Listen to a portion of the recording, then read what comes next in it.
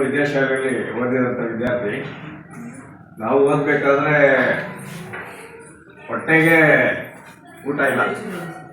ಈಗ ಪ್ರತಿಯೊಂದು ಮಕ್ಕಳಿಗೂ ಬಟ್ಟೆ, ಊಟ, ಪುಸ್ತಕ, ಪೆನ್ನು, ಪೆನ್ಸಿಲ್ ಎಲ್ಲ ಕೊಟ್ಟು ಇದು ಮಾಡ್ತೀನಿ ಅಂದರೂ ಸರ್ಕಾರಿ ಶಾಲೆಗೆ ಕಳಿಸೋಂಥ ಇದು ಹೊರಟೋಗಿದೆ ಇವತ್ತು.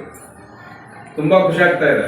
ನಾವು ಓದಬೇಕಾದ್ರೆ ಯಾವ ಥರ ಇದಿತ್ತು ಫೆಸಿಲಿಟಿ, ಮತ್ತು ಇದು ಅದೇ ಥರ ನಮ್ಮ ಶಿಕ್ಷಕರ ಲೀಲಾ ಮೇಡಮ್ ಅವರು ಮತ್ತು ಮಾಸ್ಟರ್ಗಳು ತುಂಬ ಖುಷಿ ಆಗ್ತಾ ಇದೆ ನನಗೆ.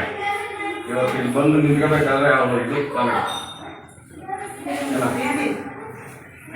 ತುಂಬ ಚೆನ್ನಾಗಿ ಇದು ಮಾಡ್ತಾರೆ. ಮಕ್ಕಳನ್ನೇ ಆಗಲಿ ಮತ್ತು ಪೇರೆಂಟ್ಸ್ನೇ ಆಗಲಿ ಕರೆಸಿ ಏನಾದರೂ ತೊಂದರೆ ಇದ್ದರೆ ಇದಾದರೆ ಎಲ್ಲ ಹೇಳ್ಕೊಂಡು ಇದು ಮಾಡಿಕೊಂಡು ಇದು ಮಾಡ್ತಾ ಇದ್ದಾರೆ. ತುಂಬ ಖುಷಿ ಆಗ್ತಾ ಇದೆ. ಇಷ್ಟು ಹೇಳಿ ನನ್ನ ಮಾತು ಮುಗಿಸ್ತಾ ಇದ್ದೀನಿ.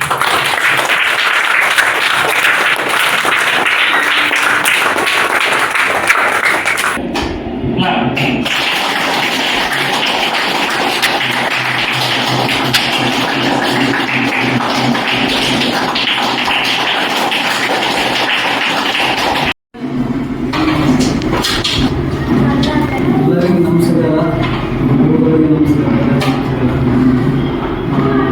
ಉತ್ತರ ಕರ್ನಾಟಕ ಸಾರಿಗೆಯಲ್ಲಿ ತುಂಬ ವ್ಯತ್ಯಾಸ ಇದೆ. ಅರ್ಧಕ್ಕೆ ತುಂಬ ವ್ಯತ್ಯಾಸ ಇದೆ ಸರ್. ಅಲ್ಲಿ ಯಾಕಂದ್ರೆ ಸ್ಕೂಲಾಗ ಮಕ್ಕಳು ಜಾಸ್ತಿ ಹೋಗ್ಬೇಕು, ಅಲ್ಲಿ ಸರ್ಗಳ ಕಡಿಮೆ, ಮಕ್ಕಳು ಜಾಸ್ತಿ. ಇಲ್ಲಿ ದಕ್ಷಿಣ ಕರ್ನಾಟಕ ಸ್ಕೂಲುಗಳಲ್ಲಿ ಮಕ್ಕಳ ಕಡಿಮೆ, ಸರ್ಗಳು ಜಾಸ್ತಿ. ಅದಕ್ಕಾಗಿ ಮಕ್ಕಳು ಭಾಳ ಕೇರ್ ಮಾಡ್ತಾರೆ. ಮಕ್ಕಳಿಗೆ ಇದಕ್ಕೆಷ್ಟು ವಿದ್ಯೆ ಚೆನ್ನಾಗಿ ಕಲಿಸ್ತಾರ. ಇದು ಕೆಲಸ ನೋಡಿ ನಾವು ತುಂಬ ಭಾಳ ಖುಷಿಯಾಗಿದೆ. ಅಲ್ಲಿಗೆ ಮಕ್ಕಳು ಭಾಳ ತುಂಬ ಇಂಪ್ರೂವ್ಮೆಂಟ್ ಆಗಿದ್ದಾರೆ. ದಿನ ನಾನು ಕಾಪಿಯಲ್ಲಿ ತೆಗೆದು ಮಾಡ್ತೀನಿ, ಯಾವ ಸರ್ ಏನು ಮಾಡ್ಯಾರ, ಯಾವ ಸೈನ್ ಮಾಡ್ಯಾರ, ಯಾವ ಇಲ್ಲ, ಈಗ ಹೋಮ್ವರ್ಕ್ ಬರ್ತಾರೆ ಎಲ್ಲ ಚೆಕ್ ಮಾಡ್ತಾ ಇರ್ತೀನಿ ಭಾಳ ಸರ್.